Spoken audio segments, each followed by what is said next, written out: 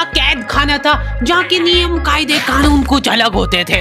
इस जेल के कैदी डेली अपने घर से बस्ता टांग के यहाँ पे आते हैं दिहाड़ी करने। कई माँ बाप उनके बच्चों को खुद इस जेल में फेंक के जाते हैं ताकि उनका बच्चा जिंदगी में एक सक्सेसफुल दिहाड़ बन सके। दरिंदे रोक दे बच्चा। मैं अपनी दिहाड़ी करने वैन से जाता था। हमारी वैन वाले ड्राइवर का नाम था भैया जी और उसकी वैन का नाम था मैजिक, जिसका हर दूसरे दिन टायर पंचर हो जाता था।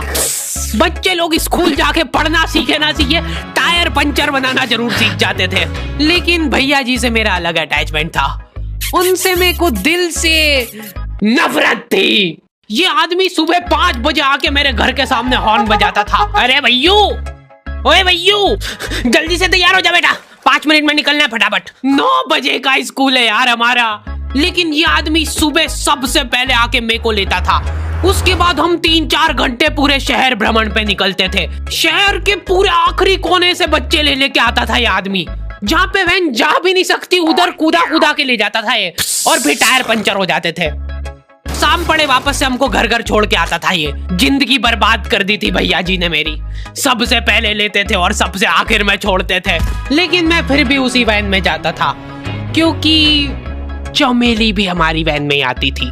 और बात यह है कि वो मेरे पास ही बैठती थी, मतलब मजबूरन। उसके पास और कोई ऑप्शन ही नहीं बचता था और मैं बचाता भी नहीं था। मैं घर पे जाते से जो 2-3 घंटे मेरे को सोने के लिए मिलते थे उसमें सोता नहीं था और मैं प्लानिंग करता था कि कैसे चमेली सिर्फ मेरे पास बैठे। चमेली सबसे आखिर में आती थी और मैं सबसे पहले सुनसान वैन में चढ़ के बस्ता अपने पास में रख के और फसर के सो जाता था। बाकी सारे बच्चे अपना बस्ता गोदी में रखते थे क्योंकि तुम्हारे बाप की वैन नहीं है, मतलब मेरे भी नहीं थी। पर मेरे ऊपर भैया जी को तरस आ जाता था कि बेचारा 5 बजे से आया है, तो वो सोने देते थे। अरे कैसे चला रहा है ये गाड़ी? रुक जा, गाड़ी चलाना नहीं आती क्या? देखो, आदमी इतना तभी चिढ़ता है जब उसकी जिंदगी में कोई लड़की ना हो। नहीं है ना? नहीं, मैं समझ सकता हूँ लड़की ना होने का दुख दर्द। मैं भी किसी जमाने में लड़कियों की तलाश में गली मोहल्ले भटकता था। फिर एक दिन मेरे पास से वो निकली। जैसे ही मैंने हैपन खोल के देखा उसकी आईडी मेरे फोन पे चमक रही थी। हैपन ये एक रियल लाइफ डेटिंग ऐप है। यहाँ पे तुमको वो लोग मिलेंगे जो तुम्हारे आस पड़ोस से निकले हो कभी ना कभी। 100 किलोमीटर दूर रहने वाले लोगों से बात करके फायदा ही क्या जब तुम मिल ही ना पाओ। और अगर तुम्हारी घिनौनी शक्ल देख के यहाँ पे तुमसे कोई प्यार मोहब्बत नहीं भी करता है तो तुम फ्रेंडशिप तो कर ही सकते हो फिर भी। So go and check it out happen. Link is in the description. लेकिन मैं सोता नहीं था। मैं आंख बंद करके चमेली के घर का इंतजार करता था। तो क्योंकि चमेली आखिरी में आती थी तो वैन पूरी पैक पुक हो रखी होती थी। बच्चे बाहर उबल रहे होते थे और मैं अपना बस्ता पास में रख के एक्टिंग देखो एक्टिंग।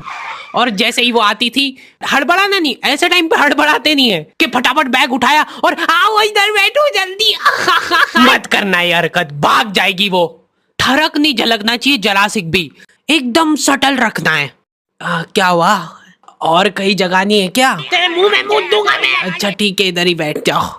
देख रहे हो एक्टिंग देखो तुम लौंडे की। ना जाने कौन सी नशीली खट्टी मीठी खुशबू लगा के आती थी चमेली। आज तक उसकी खुशबू है मेरी नाक में। मैं वो खुशबू का पूरा मजा ले ही रहा होता हूँ, इतने में एकदम भभका बास आती है निकाह से। जैसे ही मैं बाहर झांकता हूँ, मरा हुआ कुत्ता पड़ा है वहाँ पे। एक काली कार सूख करके निकली और मेरे बच्चे को मार दिया। कैसे करके निकली? शूक। ऐसे नहीं निकली थी, मैं यहीं पे खड़ा था, वो कार आई थी और जैसे ही वो बच्चा नीचे आया तब वो खड़ा, वो बच्चा चिल्लाया और फिर कार करके भाग गई। उधर कुछ बच्चे ऑटो रिक्शा से भी आते थे स्कूल। ऐसा लगता था कि पूरे स्कूल के बच्चे इस एक ऑटो रिक्शा में ठूस ठूस के ले जाता है वो। ये ऑटो वाले और भैया जी दोस्त थे और अब ये बीच सड़क पे रेसिंग लगवा रहे। इनकी गाड़ियां उबला रही है बच्चों से, फिर भी नहीं मान रहे ये लोग। स्कूल जाके वो पीछे मुलट के देख रहा है तो एक बच्चा नहीं बचा उसके ऑटो रिक्शा में। हमारे भैया जी बेचारे पीछे से उनके गिरे हुए बच्चों को उठा उठा के ला रहे थे। ये सब हरकतें करके हम लोग जैसे तैसे कैद खाना पहुंच जाते हैं। सुबह 5 बजे से निकलने के बावजूद हम लोग लेट पहुंच रहे हैं। वहाँ पे पहुंच के हमने देखा कि 4 लौंडे मरे हुए पड़े हैं। जिनको डॉन ने मारा है। डॉन हमारे स्कूल की इंचार्ज थी। डॉन का कद छोटा था और पेट मोटा था, और आश्चर्य की बात यह है कि समय के साथ उसकी हाइट कम हो रही थी। मतलब बड़े नहीं बड़े वो चलता है एक बार को, पर इसकी कम हो रही थी। डॉन बहुत स्ट्रगल करके कार से स्कूल आती थी खड़े होके, क्योंकि बैठ जाए तो उसको सामने की सड़क नहीं दिखती थी। वो अलग बात है, खड़े होके भी पूरा नहीं दिखता था। हर रोज 2-4 कुत्ते कुचलते हुए आती थी वो। फिर मेरे को समझ आया कि रास्ते में जो कुत्ते दिखे थे वो डॉन इस कैद खाने में छत पे बैठी रहती थी स्नाइपर लेके। कोई भी कैदी कुछ गलत गतिविधि करता हुआ दिखता था तो वहीं पे, मैडम इनकी लाश का क्या करना है? अरे ये तो आपको पता ही है। कहाँ रह गए थे यार झमू दीदी? फटाफट ये खून वून साफ करो। झमू दीदी बुलेट से स्कूल आते थे और ये अफवाह फैली हुई थी पूरे स्कूल में कि उनके घर पे मर्सिडीज भी है। लेकिन झमू दीदी हम्बल रहना पसंद करते हैं। ऐसा कहा जाता था कि ये स्कूल ऑन पेपर झमू दीदी के नाम पे ही है, पर वो हम्बल रहने के लिए यहाँ पे झाड़ू पोछा लगाती है। वैसे मैडम इन्होंने करा क्या था? गैर कानूनी पेन फाइट का सट्टा खेलते थे ये लोग क्लास में। उससे मेरे को प्रॉब्लम नहीं है, मेरे को क्यों नहीं? हाँ, हमारी क्लास में पेन फाइट का सट्टा चलता था। हमारे इधर जो लौंडा पेन फाइट में जीतता था, सामने वाले का पेन उसका हो जाता था।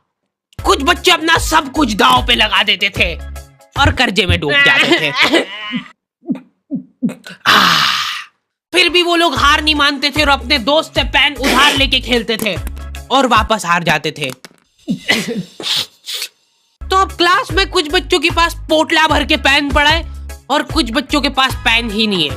पेन इस कैद खाने की करेंसी थी। जिसके पास जितने महंगे पेन वो उतना रईस। यहाँ पे ब्लैक में पेन इधर उधर होते थे। नॉर्मल लोगों के पास होते थे 5 रुपए वाले जीफी जेल, जो कि तुम एक पन्ने पे लिखोगे तो पीछे 10 पन्ने तक छप जाएगा। और उनसे भी गए बीते लोग होते थे जो 3 रुपए वाला यूज एंड थ्रो लेके आते थे और उससे भी उनकी अच्छी राइटिंग आ जाती थी। बहुत चिढ़ मचती थी यार मैं कौन से। और कुछ चुनिंदा रईस लोग होते थे जिनके पास होता था ट्राइमैक्स।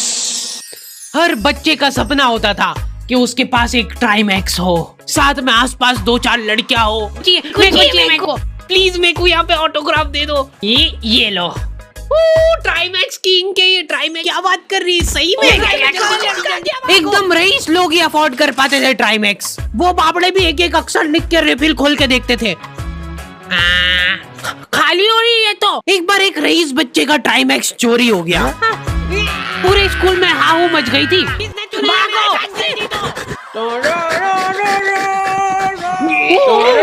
देखो, उस दिन हमको पता चला कि वो आदमी दौड़ भी सकता है। हमारे स्कूल में कुछ भी कांड हो रहा है, ये आदमी सबसे पहले दौड़ के आएगा। पूरा बैग खोल चोर, और बच्चों के बैग चेक करेगा। स्कूल वालों को भी इसकी सैलरी देते वक्त सबसे ज्यादा खर्ची है। सैलरी किस चीज की? इस आदमी की शक्ल देख के ऐसा लगता था कि ये स्पोर्ट्स की आड़ में वैन वालों के साथ मिलके बच्चों की स्मगलिंग करता है। इस महान आदमी का नाम था भूषण। इसने अपनी जांग पे टैटू करा रखा था, भू अलग जांग पे, सड़ अलग जांग पे। सर कल से खो खो खेलने के लिए कितनी बजे आना है? वो तो बैग चेक करा पहले तू। इन्होंने पूरे कैद खाने के कैदियों को लाइन से खड़ा कर दिया है। पेन हमारी क्लास के बच्चे का गुमा है और पूरे स्कूल में ढूंढ रहे हैं लोग। आखिरी में पता चलता है कि वो बच्चा घर पे भूल के आ गया था उसका पेन। सॉरी बेटा, एक फेड में मुंह देगा। ऐसे तो नमूने बच्चे थे हमारे स्कूल में, और टीचर लोग उनसे भी गए बीते थे। हमारे स्कूल में टीचरों को उनके नाम से कोई जानता ही नहीं है। बच्चों ने उनकी हरकतों के अनुसार टीचरों के नाम रखे हुए। हमारे इंग्लिश वाले टीचर का नाम था छोटा भीम। इससे चिड़चिड़ा आदमी मैंने आज तक नहीं देखा। छोटा भीम की हॉबी थी लड़कों को कूटना। उस बेचारे की हाइट छोटी थी तो बच्चे के मुंह तक उसका हाथ ही नहीं पहुंचता था। बेचारा ऊंचक उचक के मारता था, फिर भी कमर तक ही हाथ पहुंच पाता था उसका। एक पॉइंट पे मेरे को ऐसा लगने लग गया था कि उसको सैलरी लड़कों को कूटने की मिल रही है। कभी किसी बच्चे को बहुत ज्यादा मार दिया, घायल हो गया वो बेचारा, ये लो आपका एक्स्ट्रा बोनस। होमवर्क तुम्हारा बाप करेगा क्या? सर मेरे पापा मर गए, तू भी मर जा। ये लो। अरे वाह, नहीं चल रही, सांस तो नहीं चल रही है। हाँ कंफर्म कंफर्म मर चुका है ये। ओह ये लो आपका प्रमोशन हो गया है। लड़कियों से उसका अलग अटैचमेंट था। कौन सा परफ्यूम लगा के आई हो? सर थोड़ा थोड़ा दूर रहो। अरे मैं कुछ कर थोड़ी ना। भोली सी सूरत और आंखों में ठरक लेके स्कूल आ जाता था ये daily. So this means that he will jump over it and then he started ये आदमी swimming. इंग्लिश को इंग्लिश में ही ट्रांसलेट करके चल जाता था हमारी नंगी आंखों के सामने।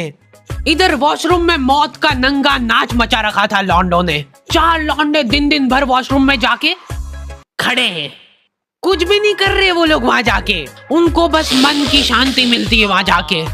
अगले दिन उन चारों ने प्लानिंग करी, कुछ तो प्रोडक्टिव करते यार वहां जाके। अगले दिन वो सब पानी की बोतल लेके गए। अब वो पानी पी पी के हाथों हाथ मूत रहे हैं। और ये टीचर लोगों को प्रॉब्लम क्या है, बच्चे अगर वॉशरूम जा रहे हैं तो कि एक गया है तो अभी दूसरा नहीं जा सकता है। क्यों? तुम्हारे घर की लेटरिन थोड़ी ना है वो कि एक टाइम पे एक जना यूज कर सकता है। मान लो वो 2 जने अगर वॉशरूम में मिल गए तो वो क्या कर लेंगे ज्यादा से ज्यादा? भाई यहाँ का बल्ब निकाल लेते हैं ना। हाँ निकाल लो, फीस भरी अपन ने। लॉन्डो को ऐसा लग रहा है कि इन्होंने फीस भर के पूरा स्कूल खरीद लिया है। 10 लॉन्डे कॉरिडोर में छाती चौड़ी करके चल रहे हैं प्रिंसिपल के सामने। प्रिंसिपल को इग्नोर कर रहे हैं ये लोग। इनको ऐसा लग रहा है कि इन्होंने फीस भर दी है तो प्रिंसिपल इनके पैर पड़ेगी। उनमें से आधों ने फीस भरी भी नहीं है। हमारा स्कूल बिल्कुल सेफ नहीं था। हमारे वॉशरूम में चोरियां हो जाती थी यार। बल्ब चोरी करने के बाद सब लोग अंधेरे में मूत रहे एक दूसरे के जूते पे। उधर उधर कर। उसके बाद पूरे वॉशरूम में कुछ दिख नहीं रहा है चोरी करने का। तो ये लोग हाँ नल उखाड़ के ले गए। नल कौन ले जाता है? कभी वो मछली वाले साबुन चोरी हो जाते थे, कभी ये फिनाइल की सफेद गोली को माउथ फ्रेशनर समझ के खा जाते थे। भाई भाई इसको चबा मत, इसको चूस, ज्यादा देर तक चलेगी ऐसे। ठंडक हो रही भाई, ठंडक।